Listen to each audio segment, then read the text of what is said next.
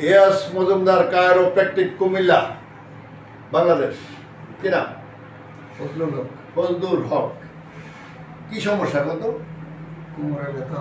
কোমরে ব্যথা, শুধু কোমরে ব্যথা আর কোমরে ব্যথা। কোমরে ব্যথা নিয়ে উনি মাঝে মাঝে পা ফুলে যায় নাকি? ডাইন পা ফুলে যায়।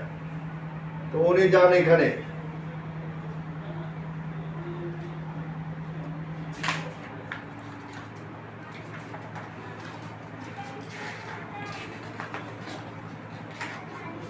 ওনার একটা এমআরআই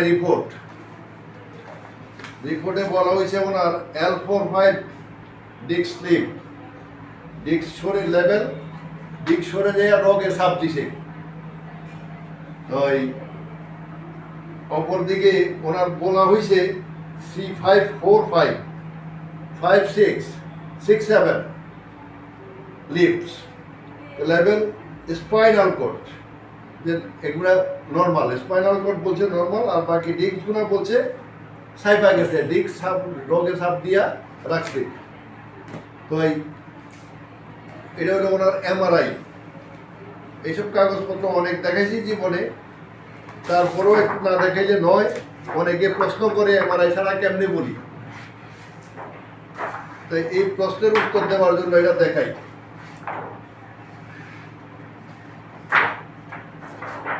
এই যে এটা যারা বুঝেন তারা প্রশ্ন করবেন না আশা করি।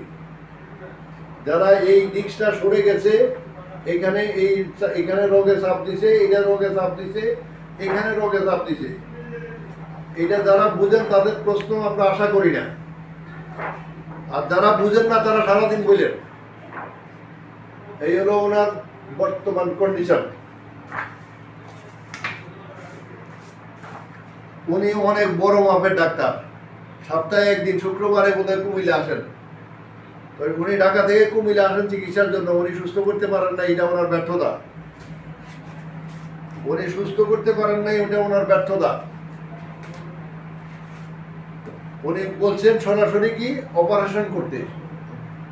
উনি অপারেশন করতে বলা হয়েছে, যেহেতু ওনারা অপারেশন করেন নাই, না করে আমার এখানে চলে আসেন। এই ক্ষেত্রে এই যে একটু দেখুন ফাঁক, এই হাতগুলা এই যে এখানে ফাঁকা হয়েছে, এটা ফাঁকা হয়েছে।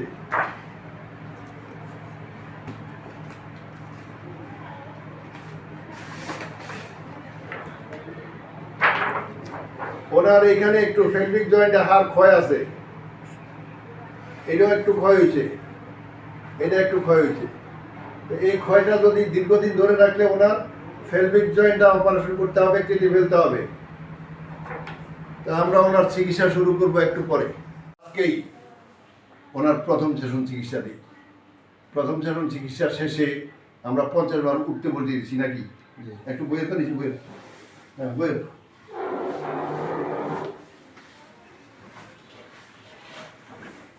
সেজদা দিয়েছেন?